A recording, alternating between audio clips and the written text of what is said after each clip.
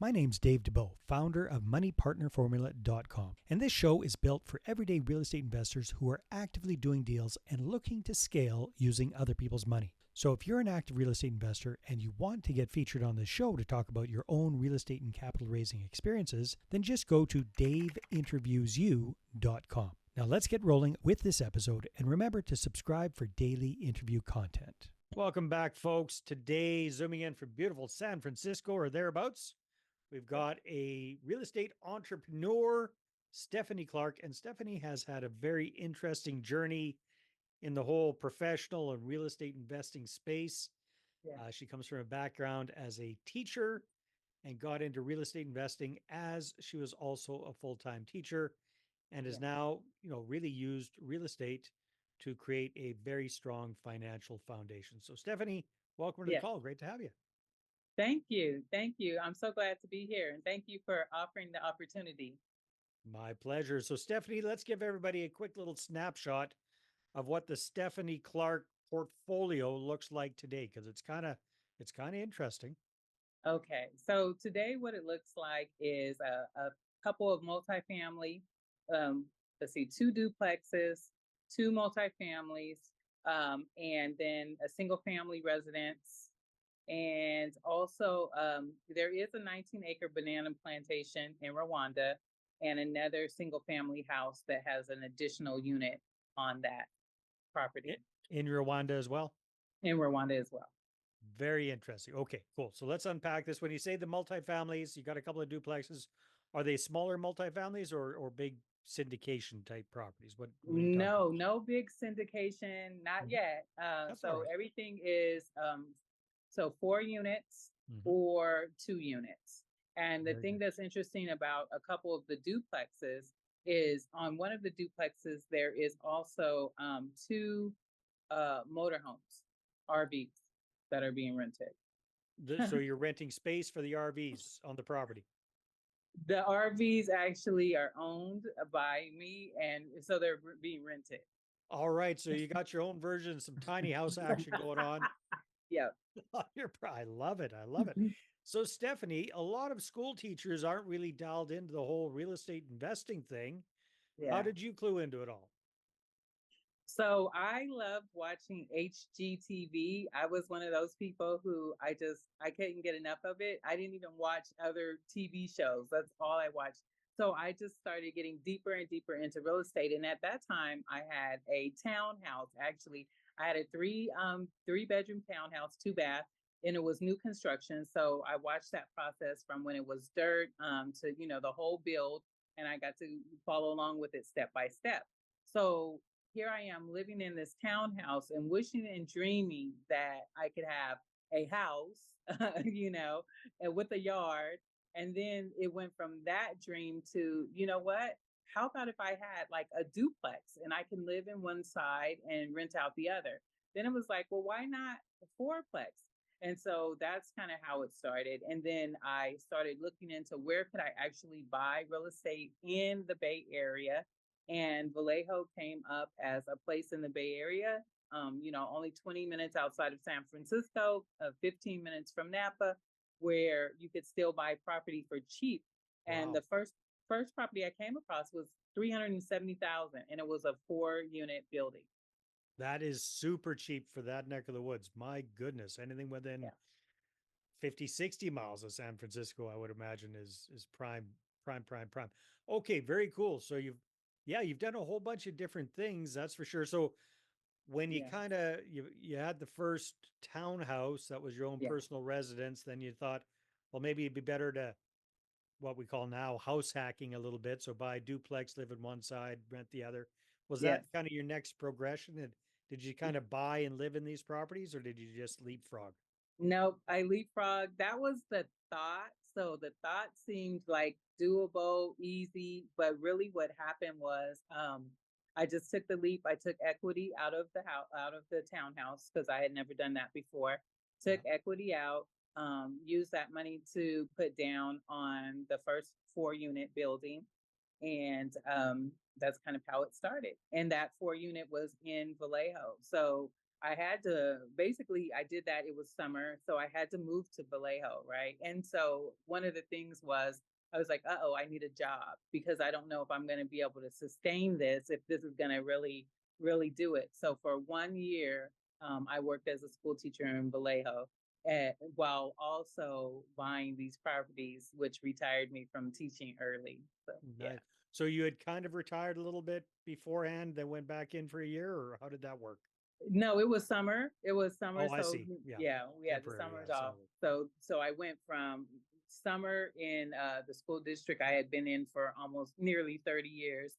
And then at the end of the summer, I came into the classroom here. But it was really interesting because I'd be in class and the notary would come and I'd be doing signings and I was like, oh yeah, it's time. It's time. And the kids are going, what the heck's going on here?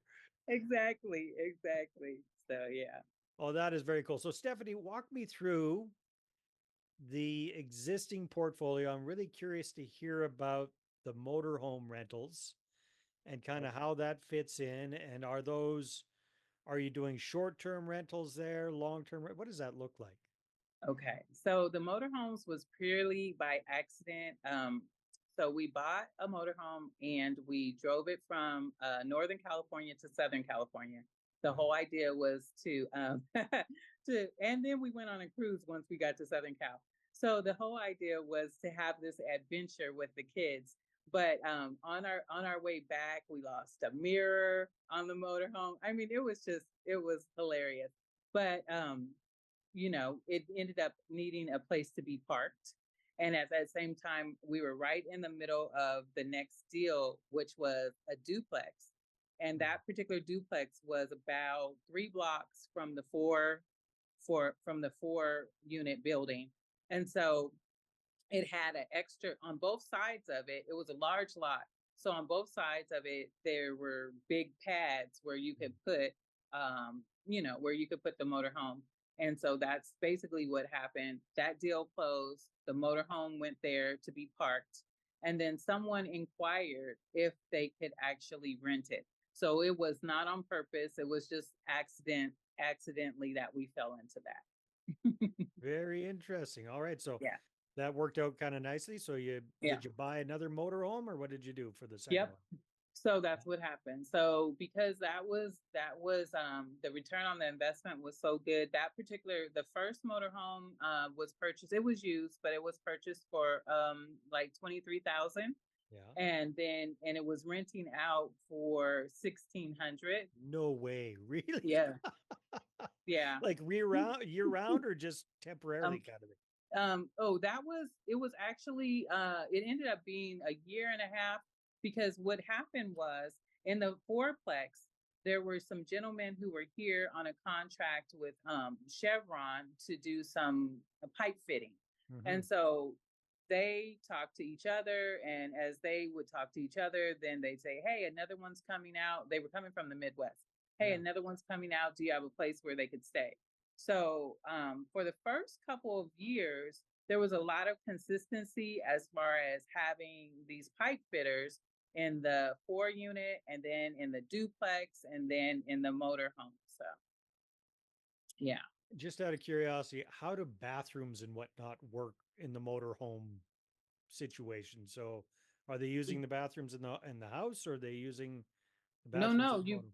you plumb the plumbing into the existing plumbing that's already there, right? Got So it, got it. yeah, so you plug into the sewer line that's Okay. already there. So So they have they're their own self yep, enclosed water, unit. electricity, um, the sewer line, and then also the Wi-Fi just comes right off of the house, right? Yeah. So yeah, so they're Very cool. self-contained. So yeah, so 23 grand for the motorhome and it's renting out at 1,600 bucks a month. Yeah, your ROI there is out of Yeah. this world. Yeah, was the Yep. second one fairly similar? So the second one was fairly similar. It was a different style. It was actually a fifth wheel. So the first one, it was different than the first one because it Yeah. was a fifth wheel. So that one, you have to put it on blocks, the whole nine. But as far as renting it out, same easy process. And it started, like I said, with the pipe fitters, and so it was that whole crew. They were Yeah. like a family, and they stayed. Their job lasted a really long time. So yeah. So who's renting them nowadays typically? Is it long term or is it more temporary type stuff? Still Yeah. long term. And basically, what has happened is because we're in the Bay Area and everything is really, really expensive, Yeah. if people can live in an area that they feel is safe and in a clean environment, they stay put. Yeah. Yeah. Yeah, there's not much choice, is there? I mean, that's yeah, Yeah. Yeah. very, very cool. Interesting. So Stephanie, how does this like you talked about this, you were able to retire from your teaching job thanks in big part to your real estate investing. You know, when you're talking to other people that are doing the W-2, what do you tell them about the opportunities that lie in real estate?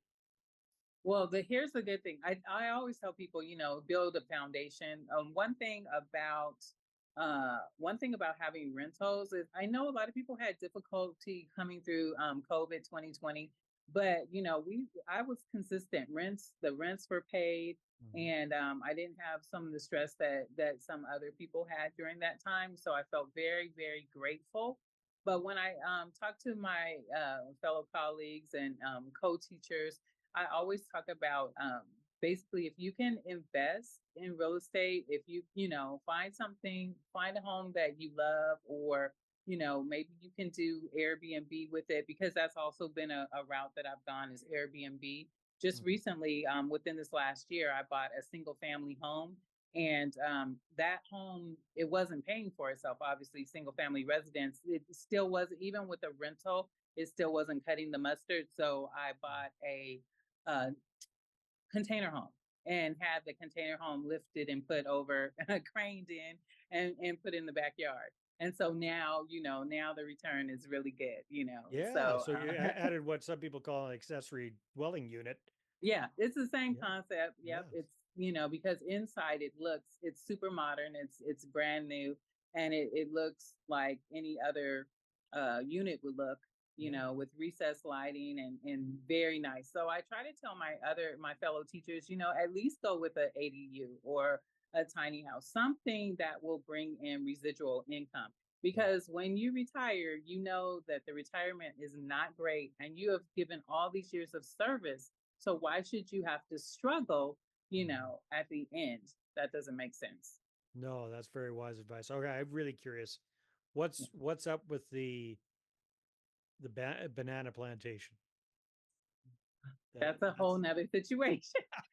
So that's a whole nother situation. But the idea was to live in Rwanda part-time. That was oh, the idea, the yeah. original idea. But since then the idea has kind of shifted, because I have three kids here in college. So I'm not interested in being there full time. Yeah. So the banana plantation is being maintained by the other half, and it's 19 acres. It has 21 plots that are undeveloped, which the whole idea of that was to develop each plot and then sell. And Mm, and there, labor is very, very cheap. The resource, I mean, as far as resources to build with, they're still a little bit expensive, and a lot of times you have to get the resources shipped in from China, which mm, that costs a little bit, but you fill up a whole container and you do it that way if you yeah. know what you need.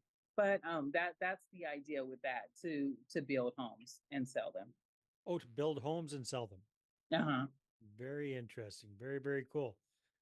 Well, Uh-oh. I tell you, oh, I lost you there for a second, Stephanie. Where am I? I'm not sure, but I see the Golden Gate Bridge, so I can hear you. So that's good. And as we're wrapping up here, Stephanie, if people would like to find out more and connect with you, what should they do? They can reach out to me at stephanied.clark@kw.com. Fantastic. Well, Stephanie, thank you very much for sharing your journey. It sounds like you're having a heck of a lot of fun with real estate. You're doing all sorts of different things, and I applaud you on your creativity. Yep. Thank you so much. All right, everybody, take care, and we'll see you on the next episode. Okay. Bye bye. Hey there, I really hope you enjoyed that episode. And as always, if you want to listen to more daily interview content, make sure you subscribe. And if you're an active real estate investor and you're doing deals and you'd like to get featured on this show, then just head over to daveinterviewyou.com. Now, at moneypartnerformula.com, we help real estate investors to create a process for predictably getting capital so they can do more deals without relying on hard money lenders or the banks.